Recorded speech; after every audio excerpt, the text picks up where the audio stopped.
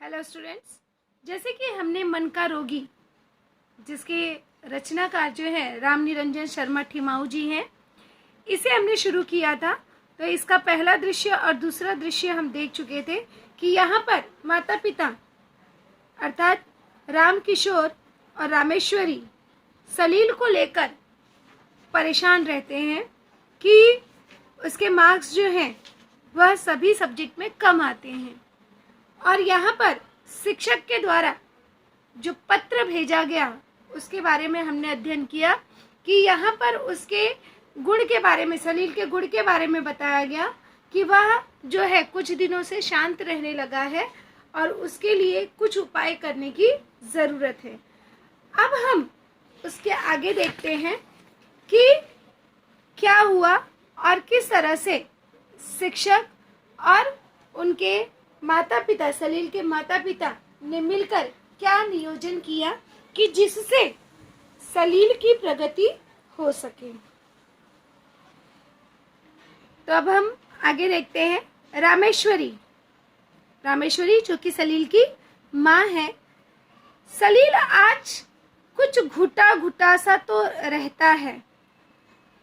अब वो कहती है कि आजकल, अब यहाँ पे आजकल ये शब्द क्या है हमारा? शब्द युग्म। अब इस तरह से प्रश्न पूछे जाते हैं कि परिच्छेद में से शब्द युग्म को ढूंढ कर लिखो। तो यहाँ पर आजकल ये हमारा हो गया शब्द युग्म। कुछ घुटा घुटा सा रहता है। घुटा घुटा यह भी एक शब्द युग्म है और मुहावरा भी है। घुटा घुटा सा रहता है अर्थात उलझन में पड़ा रहता है, दबा रहता है, कुछ सोच विचार में डूबा रहता है, इसे कहते हैं घुटा घुटा सा तो रहता है। अब रामकिशोर कहते हैं, हाँ, आज से मैंने मास्टर जी को पढ़ाने के लिए बुलाया है। बड़े अच्छे हैं। घड़ी की ओर देखते हुए कहते हैं, वे अभी आते ही होंगे।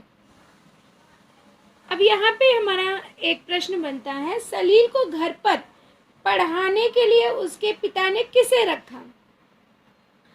तो सलील को घर पर पढ़ाने के लिए उसके पिता ने एक मास्टर जी रखा जिसका नाम था चंद्रशेखर। तुम जरा सलील को बुलाओ। अब यहाँ पे पिताजी जो है रामकिशोर अपनी पत्नी से कहते हैं कि सलील को जरा तुम यहाँ पर बुलाओ। रामेश्वरी का प्रस्थान होता है। प्रस्थान अर्थात चले जाना। स्थान में अब यहाँ पे अगर हम देखेंगे तो प्रधन स्थान और यहाँ पे प्र जो है यह स्थान के पहले आया तो इसलिए यहाँ पे हो जाएगा ये उपसर्ग। यहाँ पे आ सकता है आपको कि उपसर्ग शब्द चुनकर लिखो। तो प्रस्थान में प्रधन स्थान और इसका हो गया उपसर्ग। प्र यहाँ पे हो गया उपसर्ग।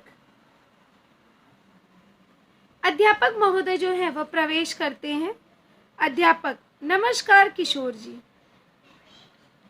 अब अध्यापक जो है किशोर को नमस्कार करते हुए कहते हैं। अब यहाँ पे उसका जवाब जो है रामकिशोर जी भी देते हैं, नमस्कार, आइए चंद्रशेखर जी, मैं अभी अभी आपकी ही बात कर रहा था। अब यहाँ पे नाम लिखो में आपको पूछा जा सकता है कि अध्यापक जी का नाम, अब अध्यापक जी का नाम क्या था? चंद्रशेखर। तब अध्यापक जी कहते हैं, कहिए क्या आज्ञा है?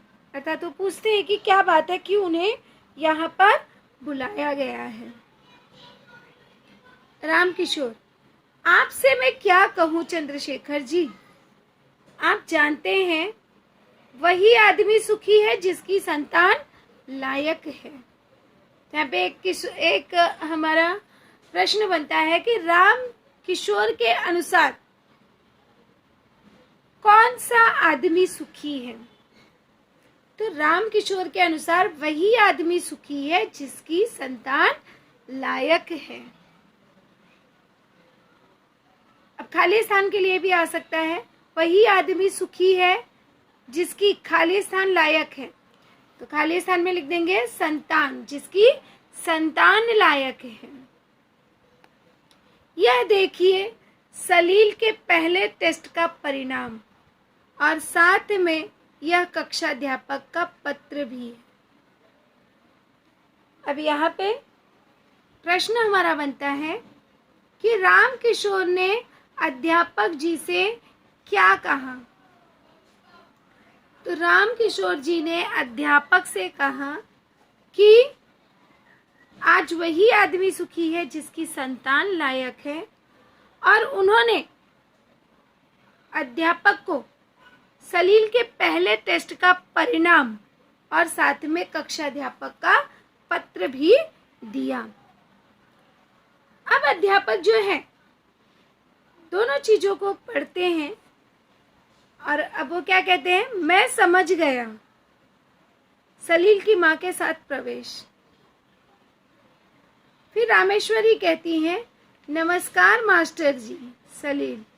सलील क्या कहता है, नमस्ते। अर्थात यहाँ पे माँ के साथ में सलील भी साथ में कमरे में दाखिल होता है। अध्यापक, सलील तो बड़ा अच्छा लड़का है।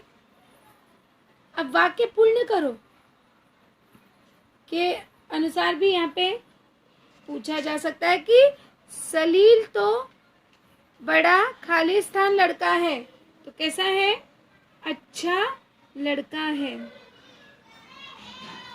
अब यहाँ पे हमारा एक प्रश्न भी बनता है कि सलील के बारे में उसके शिक्षक की क्या राय थी या अध्यापक की क्या राय थी, ये जिसे आप ट्यूटर कहते हो, जो ट्यूशन पढ़ाता है तो उसको हम ट्यूटर भी कहते हैं। तो यहाँ पर सलील के बारे में उनके ट्यूटर की क्या राय थी या अध्यापक की क्या राय थी।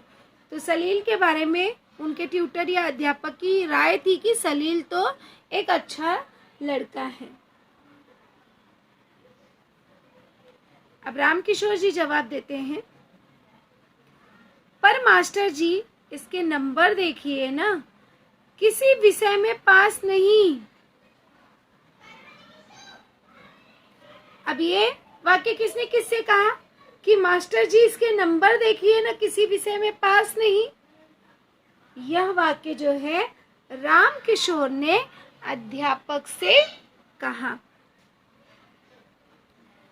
अब अध्यापक कहते हैं, आप इसकी चिंता मत कीजिए, सलील की जिम्मेदारी मुझ पर छोड़ दीजिए। अब यहाँ पर अध्यापक ने क्या कहा कि इसकी कोई भी चिंता करने की जरूरत नहीं है और इसकी सारी जिम्मेदारी मुझ पर छोड़ दीजिए।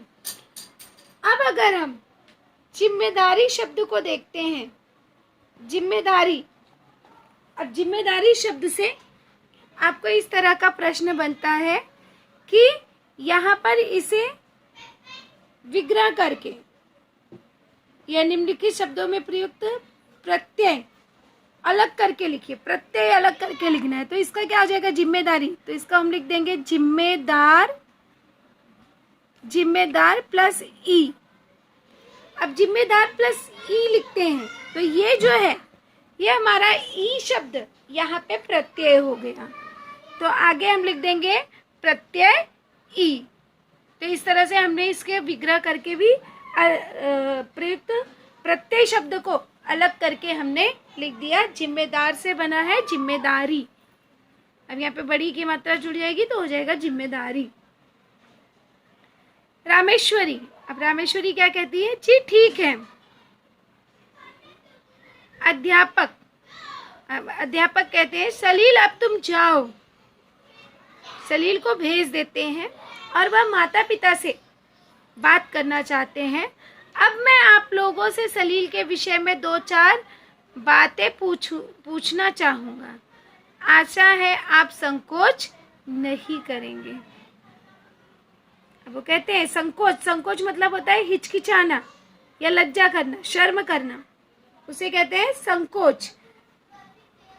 तो यहाँ पर सलील को भेजने के बाद अध्यापक सलील के माता पिता से क्या कहते हैं, तो सलील को भेजने के बाद अध्यापक सलील के माता पिता से कहते हैं कि वे अब उनसे सलील के विषय में 2-4 बातें पूछेंगे और उसमें उनके माता पिता को संकोच नहीं होना चाहिए। अब रामकिशोर जी कहते हैं कि अवश्य पूछिए। अध्यापक, सलील का 5वीं कक्षा में कैसा परिणाम रहा? अब रामेश्वरी जवाब देती है कि मास्टर जी 5वीं में भी मुश्किल से पास हुआ था। फिर से यहाँ पर खाली स्थान के लिए आ सकता है कि सलील 5वीं में भी खाली स्थान से पास हुआ था। तो कैसे पास हुआ था? मुश्किल से पास हुआ था। अब अध्यापक जो है वो कहते हैं, तब आप लोगों ने क्या किया? जब बच्चा मुश्किल से पास हो रहा है तब आप लोग क्या कर रहे हैं? तो उन्होंने कहा, हमने उसे खूब धमकाया था। क्योंकि माता पिता की आदत होती है कि जब बच्चे के मार्क्स कम आते हैं, नंबर कम आते हैं, तो उसे धमकी देते हैं, न कि उसे समझाते हैं। तो यहाँ पर वह भी जवाब देते हैं कि हमने उन्हें खूब धमकाया था। तो अध्यापक उसे सलाह देते हैं कि बस यही बुरी बात थी। अध्यापक के अनुसार क्या बुरी बात थी? अध्यापक के अनुसार बच्चे को धमकाना यह बहुत ही बुरी बात थी। आपको ऐसा नहीं करना चाहिए था। हम बच्चों के मनोबल को विकसित करके ही उसे एक आदर्श नागरिक बना सकते हैं। अब यहाँ पे प्रश्न बनता है कि बच्चे को किस तरह से आदर्श नागरिक बना सकते हैं। तो बच्चे को हम किस तरह से आदर्श नागरिक बना सकते हैं? तो बच्चों के मनोबल को विकसित करके ही हम उसे एक आदर्श नागरिक बना सकते हैं। अब यहाँ पर मनोबल, इसका संधि विच्छेद करना है।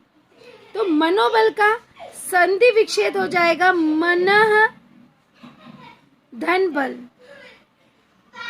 मनः धन बल हो गया मनोबल, और यह जो है हमारी हो गई विसर्ग संधि।